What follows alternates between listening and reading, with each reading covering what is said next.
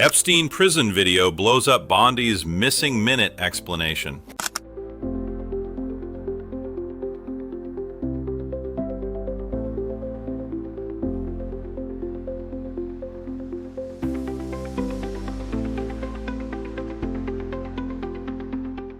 Donald Trump's many attempts to hide and cover up the Jeffrey Epstein files has easily been the biggest failure of this administration, and it's because every time that they try to distract, it only brings more attention to this scandal, whether it be with fake documents that they've crossed out, or even worse, what they don't show has the biggest impact on our desire to further investigate. And of course, I'm talking about that missing minute in the Jeffrey Epstein prison tape. Now, Pam Bondi told us that that was just the camera resetting. It got deleted. We don't even know where that minute went, but that's not true. And her lie just got proven false, and it is blowing up in Donald Trump's face. But before we get into that, if I could quickly ask you to leave a like on this video, and if you haven't already and you enjoy our channel, to hit that subscribe button, because it goes a long way in supporting our work. Now, before we get into how Pam Bondi has completely screwed over Donald Trump in that missing minute that has just gone public, I want to start with the latest on how the rest of the Epstein files will soon be public, and that has to do with Ro Khanna and Thomas Massie's discharge petition that was broken down right here. So this has been the Trump damage control playbook, and there have been a lot of parts of it, but the victims and survivors of Jeffrey Epstein and Ghislaine Maxwell are not letting it go. And neither are members of Congress. Today, 10 survivors of Epstein's abuse spoke about their experiences behind closed doors with members of the House Oversight Committee. Some of them are among a group of survivors who expected to speak to reporters tomorrow, alongside Republican Congressman Thomas Massie of Kentucky and California Democrat Ro Khanna, who will both be with me here in just a minute. The two men are leading a bipartisan push in the House for the government to release what it knows about the Epstein case. And of course, there was Massie's tactic from just a few hours ago. It's called the discharge petition, where you get a majority of House members to sign on. So he has a bill in the House that would compel the Department of Justice to release all of its files in Jeffrey Epstein. The bill has been held up in committees. Massie's procedural motion would essentially force that bill to the House floor for an up or down vote if he can get a majority of members to sign on. And if Massie and Khanna can succeed in getting half the House to add their names to that discharge petition, Congress could vote to release the Epstein files in the next few weeks. This discharge petition is not only important in the fact that it would bring a vote to the floor of the House, an up or down vote, where Republicans would have to go on record and say this issue that they have been using as a political pawn, they do not actually care about. They don't care about the victims, they don't care about the criminal conspiracy, and they just want to protect Donald Trump and their wealthy donors. They'd have to go on record in saying that. But it is also an opportunity to put huge pressure on the White House, where they are freaking out right now, making calls, lobbying Republicans to vote against this. They are in total crisis. But again, it just exposes how little they care. And that is exactly what Jasmine Crockett had to say about this discharge petition before we get into Bondi. No, I was just going to add about that alleged mootness. After hearing their stories and talking about the fact that they have been trying to go to all levels of government since the 90s, what we should do is make sure that we do everything that we can to make sure that we finally get some semblance of justice for them. So if that means that there's an extra vote that doesn't really take us very much time, even if he believes that it's moot, it's worth it so that those victims feel like we are actually serious. We need to pull every single lever that we have. And right now, I could hear and see within them, they kept saying, we're believing and we're trusting you. Right? They were saying the words, but I can tell you that their body language was not giving off trust. Their body language, in fact, one of them said something to the effect of, either you all are all very serious and honest about this, or you're very good actors. We gonna find out who's real, and we're gonna find out who the real actors are. And so that is why anyone who believes that this matters, they should sign the discharge, and they also, they being the Republicans, should go to their leadership and demand a vote be had. We need to be putting the pressure on every single second of every single day, showing the Republicans who use this issue as a political pawn, shaming them for their action if they refuse to vote in favor of making these files public. Now, what you're hearing right now from Mike Johnson, from James Comer, is that why would you even need to release more? All the files have been made public. The Oversight Committee shared a bunch of documents, 33,000 of them. Most of them, of course, redacted, but we shared them. Why do you need anything else? Well, it's because you didn't actually share the real Epstein files. But what was included, that missing minute, yeah, it's blown up Pam Bondi's lie and it's only creating more conspiracies. Epstein prison video blows up Bondi's missing minute explanation. New footage released from Jeffrey Epstein's jail unit has blown up Attorney General Pam Bondi's explanation about why a minute was missing from a previously released video. When the Justice Department and the FBI initially released nearly 11 hours of footage from the Metropolitan Correctional Center in July, there was a crucial 1-minute gap in security surveillance video just hours before Epstein died.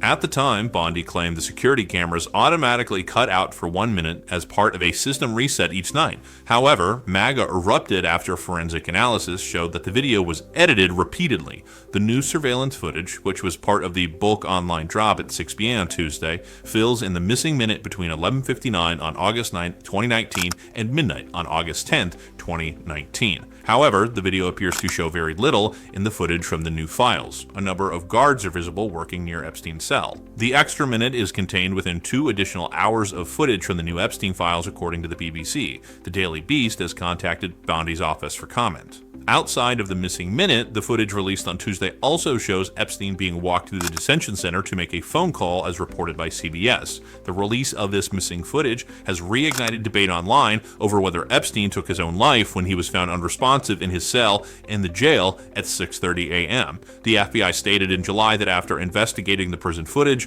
no one had entered or left the area where Epstein was being held, leading them to agree with the New York City office of the Chief Medical Examiner, the U.S. Attorney's Office for the Southern District of New York, and the DOJ's Inspector General that Epstein took his own life. The committee's ranking member, Robert Garcia, said the only new disclosure in the Tuesday dump was fewer than 1,000 pages from the Customs and Border Protection's log of flights locations of the Epstein private plane from 2000 to 2014, as well as forms consistent with re-entry back into the U.S. Garcia called out the oversight chairman, James Comer, directly for the lack of unseen materials and files. So what we got out of this new Epstein drop was essentially nothing. But what is so important about that footage is, one, it disproves the lie of Pam Bondi that there was a missing minute, that the camera shut off. Clearly that was never the case. We knew this video was edited.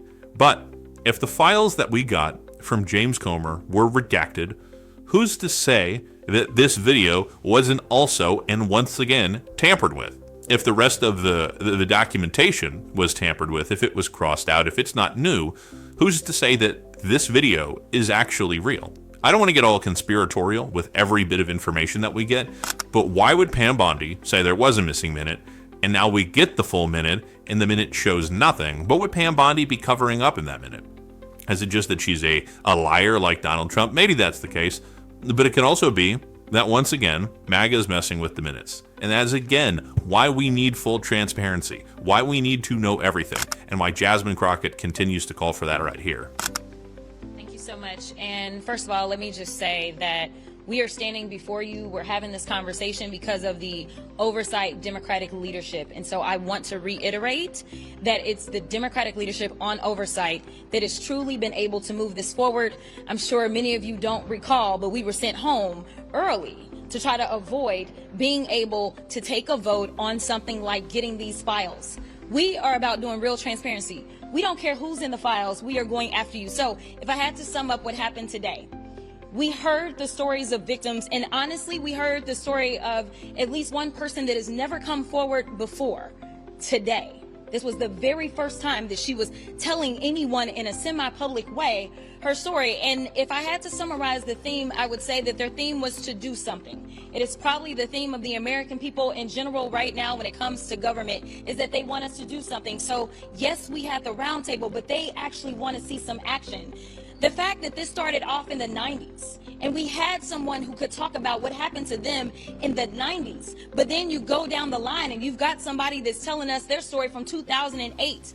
These failures led to years and years of abuse that did not have to take place. And so the reality is this.